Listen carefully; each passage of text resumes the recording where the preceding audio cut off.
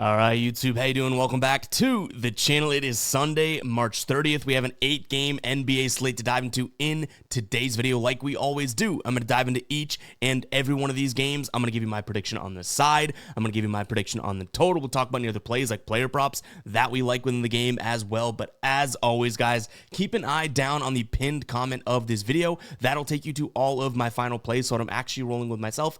If that does interest you, absolutely free down in the pinned comment. All right, YouTube, how you doing? Welcome back to the channel. I tell you guys I'm a dummy all the time. They don't suck. They've just been sucking. Get them down to -3 for more juice than Jose Canseco in his prime. Tell me you're new without telling me you're new. So don't go jumping down my throat in the comments, right? If you want to fade me, or if you do want to ride me, this still leaves a bad taste in my mouth, right? And remember, more chins, more wins. I don't think I want to do this, but we gotta. Yesterday, an 0-3 night. Now, it's realistically an 0-2 night.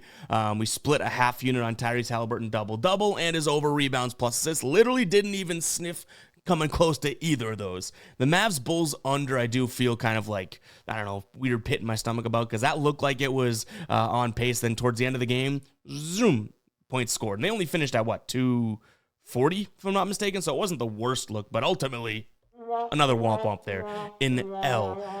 The vibes don't get any better to start today's video. Our ride of the day. Now, we won't drop a womp-womp because I've already hit it twice and we met our quota for the video, but Nelly tries again at the ride of the day. Had been on a streak, and Kristaps Porzingis lets us down here. Really bad night in terms of Kristaps, I guess, you know, the minutes played, but then his points plus assists there, under 21.5 is the result. If you guys don't know what the ride of the day is, it's simple. Just use that hashtag ride of the day or ROTD down in the comments. Give me your favorite play. I jump on board with one person's play each and every day, and I give you a shout out in the next video, win or loss. I also post it over on my Twitter/X so the community can see it. That'll be popping up right here throughout the show. It's at FGuyBoston if you want to follow me, and we post it with the final plays in the pinned comment there on the Guy Boston Sports site. So make sure to check that out. Shout out to Nelly because it was a good little run there. Just ultimately came up short yesterday.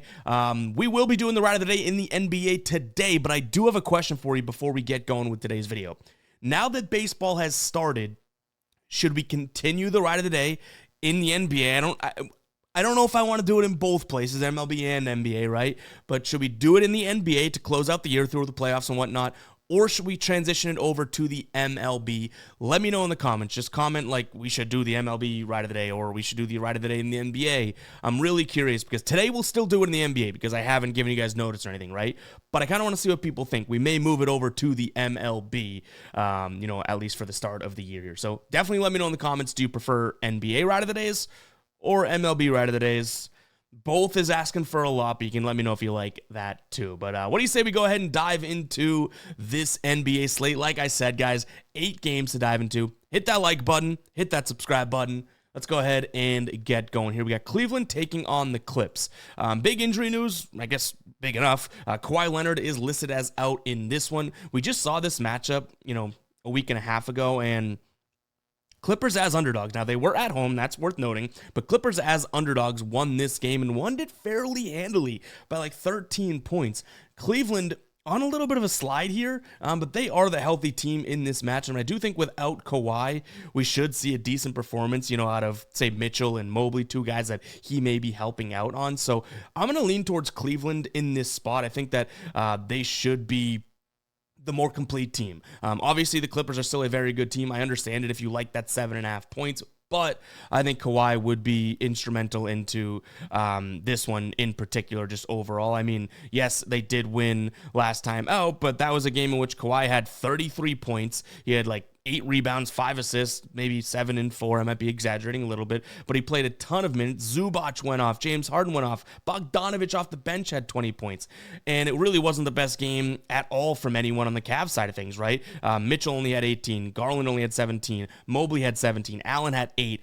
Max Strus leading scorer with 24. So this should flip on its head, and Cleveland should be able to come out here and play some good basketball, especially being the healthier team here and at home.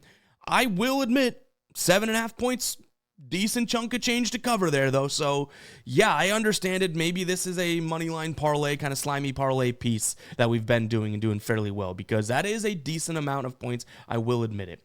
I also think Cleveland, like I said, they should be able to score today. I think, no Kawhi is going to be a big miss, which I shouldn't be, dropping any knowledge on anyone. We should know that. I don't mind a Cleveland team total over. I would say that I think they come out fired up, especially after losing. So yeah, over 115.5, over 116.5, something like that. I could get behind. I mean, even in the game that they lost against this Clippers team, right? They scored 119 points. So you take away one of the best defenders in the league in Kawhi, and I think Cleveland should have a decent amount of time scoring from both outside and inside. So maybe I'm too big on Cleveland today, but give me them and their team total over in terms of somewhat look of a total here.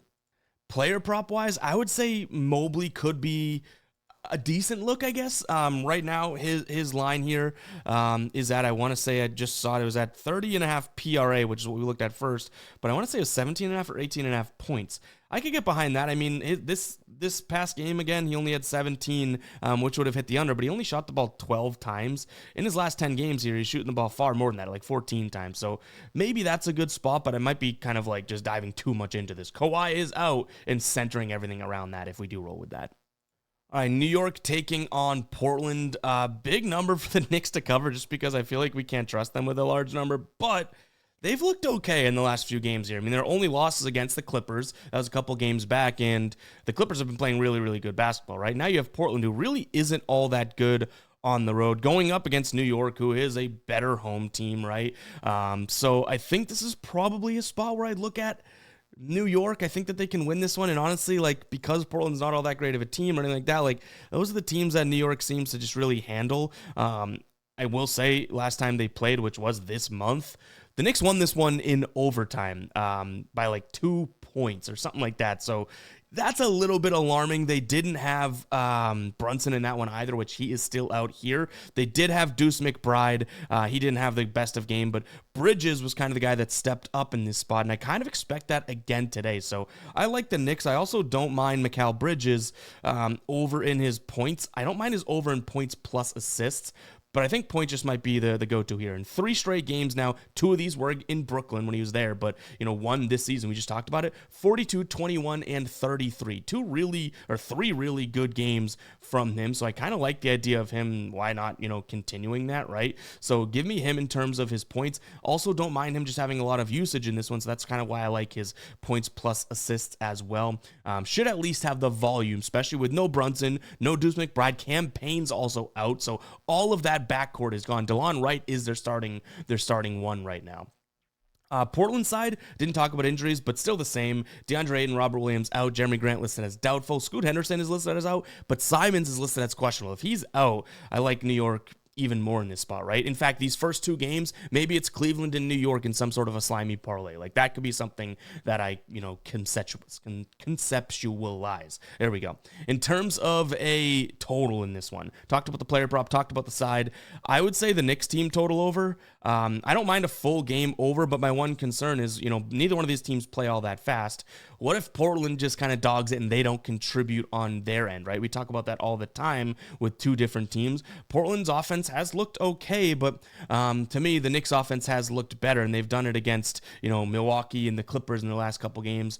Decent defenses. Portland kind of in that same boat, but listen to the last 3 games. Now, they played Cleveland, Boston, and Sacramento. Last 3 games for Portland, 129, 122, and 128 points allowed. So if this Knicks team can kind of get out and rolling, I don't mind them to go out there and score. I think we 112.5, 113.5. I think that could be a potential look, but maybe it's a first half team total over, because what if this game does turn into a blowout? I think the Knicks should handle business. They are at home. I like a couple of the matchup players-wise, like Bridges. So maybe we look at a first half team total, which right now you can get that. See if we can find what that would be. First half team total over 54.5. They've done it in 4 straight games. That seems like it could be one that I don't necessarily mind. Last time they did play Portland, they only scored 48 in the first half. They did not shoot all that well, though, so hopefully they kind of step up there. All right, real quick, before we get to the last 6 games of today's slate, I want to talk to you guys about none other than underdog Luka. Now, Lakers don't go tonight, so you have 2 days to use this square. You have 2 games of slate, or 2 days of slate to pick out where you want to use this. They have a 0.5 points total for Luka right now. You could use it today with some plays you like, or you could wait till tomorrow. But if you do sign up today using code GuyBoston and or using the link down in the description as well as the pinned comment, you are going to get this as well as up to $1,000 in a deposit bonus. It's an absolute no-brainer. Go check it out, guys. If you guys don't know what Underdog is, you take players and player props like this. You put 2 or more into an entry. The more you win, the more you get paid out. You could take alternate lines and everything like that as well. So go check out Underdog, guys. That link will be down below in the description as well as the pinned comment for your convenience. Whichever one is easier. It takes 2 seconds to sign up. Throw some coin in there. You're going to get the deposit bonus and then you're well on your way. What I love about Underdog is how easy it is to use and understand the interface and the streaks feature, which I've been telling you guys about. Really cool. It's like the built-in ladder. You can do the ladder right there in Underdog. So go ahead and check it out. That link will be down below, like I mentioned. Let's jump back into these games now.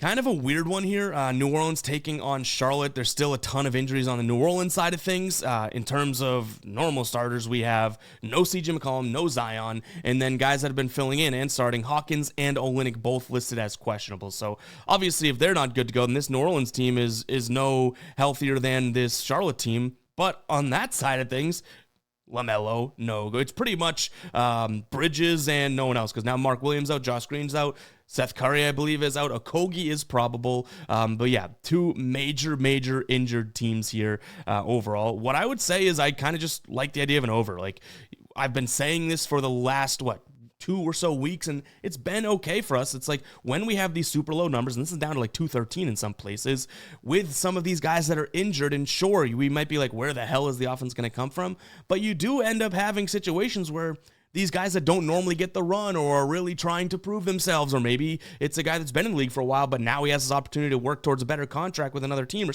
anything like that, right? They're going to play balls to the wall. So I like the idea of these weird games where everyone's injured late in the year, going up and over. Both these squads, it's not like either one of them are holding out for playoff hopes or anything like that. So yeah, give me an over. I don't think that they're going to go in there being like, let's make sure we lock up, right? So over 212.5 I'm seeing now. Really don't mind that spot. In terms of, if that were to be the line for both these squads, Charlotte would have hit it in 7 of their last 10 games and in 5 of their last 6. New Orleans, on the other hand, just 5 of their last 9, so not all that great, but they've been coming fairly close, I guess, right? I mean, their offense is struggling, but neither one of these squads I'd sit there and be like, oh my God, their defense is firing on all cylinders. So yeah, I'm going to lean towards the over in this spot. It's probably the only thing I think about touching.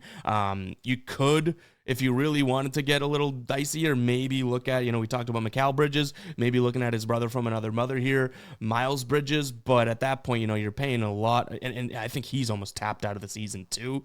But I don't mind him. I mean, he's played well against New Orleans in the past. They don't really cover the paint all that well. But again, I don't know if he's going to be the guy that's trying. I'm more focusing on those like secondary or tertiary guys up in the total. So Bridges, maybe I'd even consider his assist. I think it's at like 3.5 or 4.5 right now. Spurs taking on Golden State here. We do have the Spurs playing on a back-to-back. They just took on the Celtics, lost that one 121 to 111. They were at home, so it's not like they had to travel. Golden State coming off of a win against New Orleans.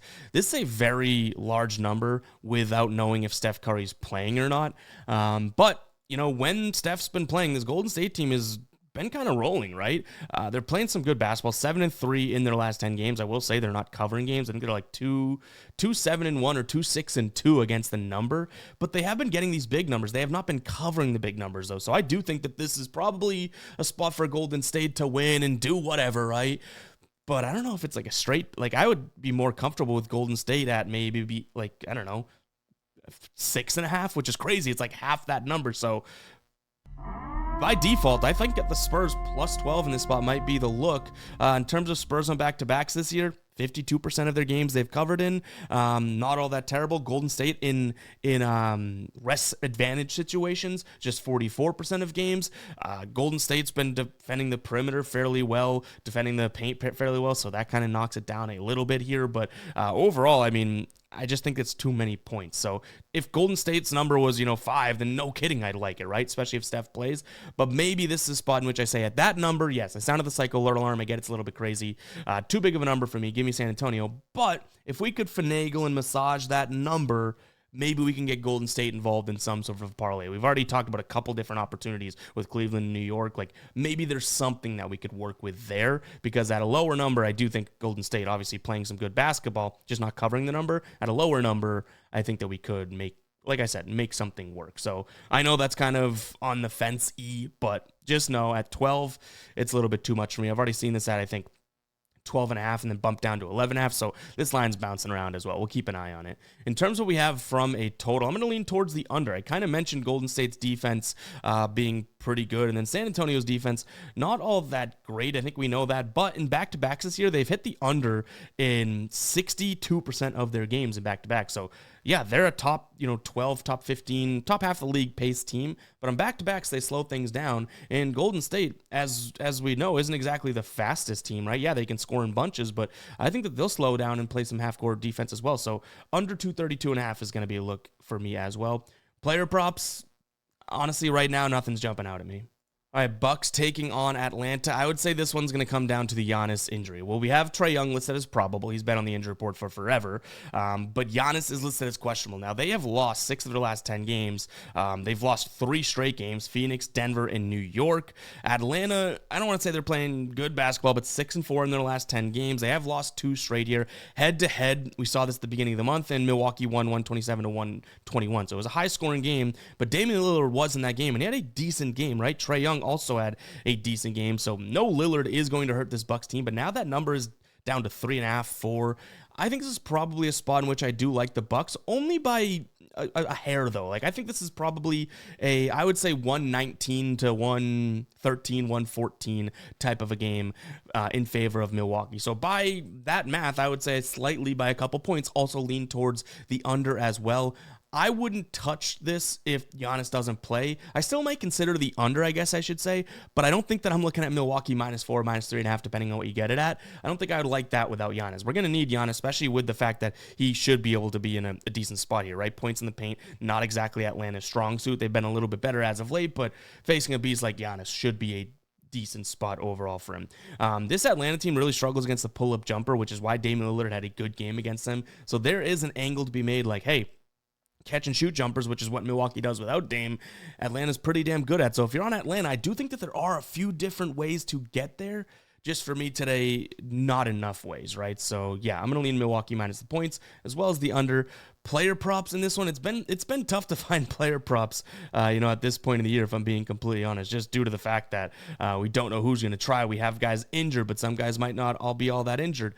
I like Kyle Kuzma overall. I would say PRA. I don't mind his threes or his points today. So yeah, Kyle Kuzma is going to be a spot I look. I think his assist is like 2.5. I don't even mind that because I think he's going to get a decent amount of usage. And the good thing about him, if we look at Kuzma in terms of where his assists come from, a lot of his assists come at the paint and the 3-point line. Nothing really in between. Those are the two spots, literally at the rim and above the break 3, where Atlanta struggles. So he could have some easy dump off sort of assists that come his way as well. So Kuzma's a look today for sure. And that definitely would be, independent of Giannis. If Giannis plays, I still like it. I really consider it as a strong chance for a final play if Giannis is missing, because then Kuzma's usage is going to go through the roof. Minnesota taking on Detroit. Public service announcement. I know I call Anthony Edwards Anthony Davis and vice versa all the time. I do my best, all right? This brain fires on all cylinders sometimes. When it comes to Anthony Edwards, for some reason, I can't do it. So I do apologize to everyone out there that is like, can you call him by the right name? At least you know who I'm talking about, right? When Minnesota plays Dallas, maybe that's going to be tough, right? Because it's like, okay, now who's he talking about?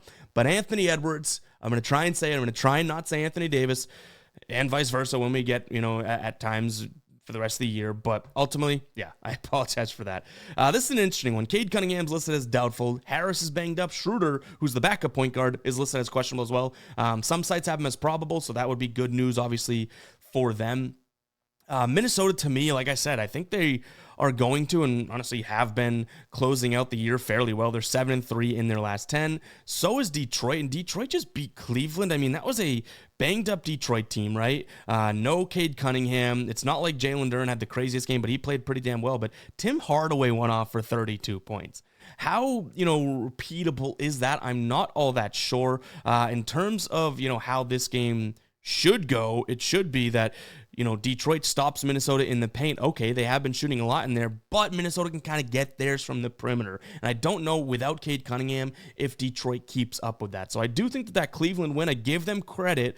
But again, you don't get 30 plus from Tim Hardaway. What is that final score, right? So I'm going to say Minnesota in this spot. I love the idea of them sort of winning this one in the pick and roll as well, if I'm being honest. So guys that obviously operate in the pick and roll there, Anthony Edwards being the main piece, but not necessarily from his points. I think that this could be a decent spot for him to get some assists out of it too. So the two spots I would look at is Anthony Edwards and his threes made.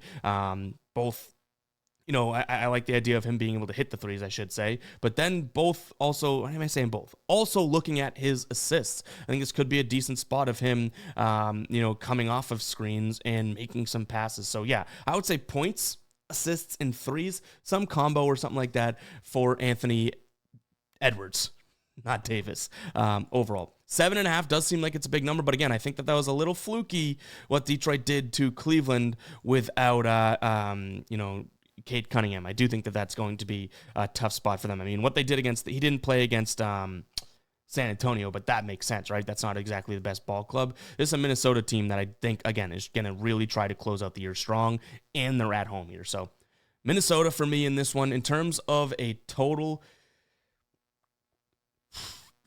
I'm bouncing back and forth. You could probably tell here. I'm going to say over, because what do we talk about? Minnesota should get theirs from the perimeter. I don't think they scored much inside today, but maybe Minnesota team total over, because again, I'm very curious to see how they play against a good team without Cade. So Minnesota team total over seems like it could be a little bit more of a streamlined approach.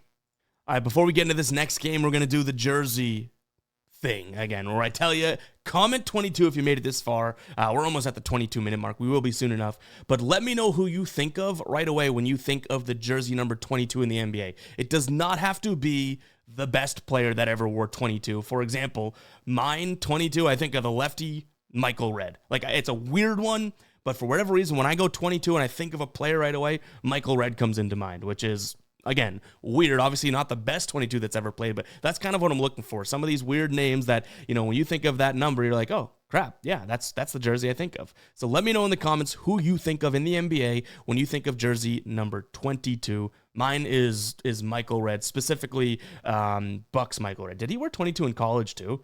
He might have, but I think of, he wore 22 on a couple different teams, right? I know with the Suns, but Bucks Michael Redd is what I think of. But let's talk about this Toronto and Philly game. Tons of injuries, obviously. Pirtle, Quickly, Ingram, and Dick all out for Toronto. As we know, pretty much everyone and their grandmother's ex-boyfriend, sister-in-law's daughter is out for Philadelphia here. The starting lineups are probably easier to go by. Shed, Barrett, Agbaji, Barnes, and Robinson. On the other side, Butler, Grimes, Edwards, Yabusele, and Bona. Pause. So I would say this is another spot where I say, hey, give me the over, because these guys are going to try and play with a little bit of pace, right? Toronto, number one in the last 10 games. Philadelphia, not far behind them. Neither one of these teams, I would say, is like this tremendous defense. Now, Toronto has played good defense at plenty of times this year, but I do still think, and not that his numbers directly correlate to that, but I do think that, Jakob Poeltl is a major sort of miss on the defensive end, just being the guy that's the big body down low. So I'm going to lean towards an over first and foremost. In terms of where I'd go from a spread perspective, I think that you have some value on Toronto minus the points. They still have Barrett. They still have Barnes. Those are, by my concerns, the two best guys that are in the game here, right? You could even say, okay, well, Shed's probably the best maybe defender in the game. Like, Toronto definitely has the advantage for me. Depth-wise, neither one of these teams looks all that great. So that's the tough part. But again, Toronto and the over is probably what I ultimately end up looking at. All right, Phoenix taking on Houston. Beal out for Phoenix. Tari Eason out for Houston. We haven't had many of these this episode here, today, but this is one that I think you could start making an argument on either side. Now, Houston's playing some really good basketball. 9-1 in their last 10. Now, they've played 7 of those games at home, though, which I think is worth noting. They have a really good away record, but still, obviously, being at home is the comfort spot. But like I said, they've played really well on the road. Phoenix, on the other hand, was looking pretty good. I mean, then they just kind of fell off, but they played Boston and Minnesota. They went on a run before that where they were playing some decent basketball, kind of both straight up and against the number. When we look at this from just sort of a shooting zone perspective and everything like that, in fact, why don't we just look at it from the dashboard perspective here, which if you guys don't know how to get access to this dashboard, GuyBostonSports.com, top right corner, become a member. You can get NBA and MLB underneath all sports, or you can just go NBA for $2.99 a month throughout the end of the year. So this is how I would look at this. Okay, first and foremost, I'm seeing a big discrepancy here. So Houston should be the better rebounding team, right? Points in the paint, they should be good. That said, Phoenix hasn't been terrible at defending the paint as of late, but where Phoenix likes to shoot from, which would be in the mid-range and kind of the 3 here, right? Houston should be able to defend it. So I do think that I ultimately say, okay, I know Houston's been, at home for most of their games in this streak, but they're still the better team overall to me. For a couple different reasons, even the catch and shoot here, that could be a big spot. They obviously are a decent catch and shoot team. That said, like I said, you can make arguments for both sides. Let's flip it over now. Just note, I'm liking Houston. That's my chance of a final play. But if you do like Phoenix, let me tell you a couple reasons why you might like them. First and foremost, okay, the pull-up jumper. They should be pretty good against that, against, Houston, who has the 4th worst rate of effective field goal percentage. You're thinking Durant, you're thinking Booker right away, right? Then up here, the isolation. Again, you can go Durant, Booker. That's how you can get this Houston team overall. And I had mentioned, Phoenix shoots from the mid-range and in the corner. They're also shooting a decent amount from that in the paint area, which is right here. Houston, points in the paint allowed hasn't been their strong suit over the last few games. So yeah, this could be a spot in which you sit there and say, hey, there's a case to be made for both squads, which is kind of why I think I like Houston, but then also just the over, like go get some points. I know we do have a good Houston team on our hands when it comes to the defense, but there's a couple spots in which I think Phoenix can work and get some buckets. Again, in the isolation with the pull-up jumper, potentially scoring in the paint. Both these teams have been hitting this over like you read about. In their last 8 games here, Houston's hit the over 220, hit over this number in 7 of their last 10. And I think we can even get a better number now. I think I've seen 223 out there. And then Phoenix, in 6 of their last 10, they've hit the over. In fact, Houston is 7 of their last 8, actually, if we exclude the 2 that are in that last 10 that, they were the 9th and 10th games. So, yeah, I think I like the over. I'd kind of mentioned I don't mind a look at Booker or Durant. I think that they could definitely score, their fair share in this one. But also maybe a look at kind of a pivot to Jalen Green over in threes I like, but then Booker points plus assists. I could see him coming off of screens and passing to some of these catch and shoot spots as well. Even though Houston's better at defending the catch and shoot, if they know, hey, we got to make sure he can't pull up on us, we might see some one extra passes that result in assists. So yeah, I like Jalen Green. Like I mentioned, we didn't really talk about him. Now, just before the above the break, I like those numbers because you can attack Phoenix on the perimeter. But then Devin Booker, Durant too. But I think this could be a Booker spot overall. But guys, it's gonna wrap it up for today's show. Hopefully, you guys did enjoy. You know what to do if you did. Hit that like button, hit that subscribe button. I'm looking forward to seeing some of these 22 names because obviously there's some really good and great 22s out there that have worn that jersey number in the NBA. But I feel like there's some obscure ones too. So looking forward to seeing that. We'll catch you guys in the next one. All right, peace out.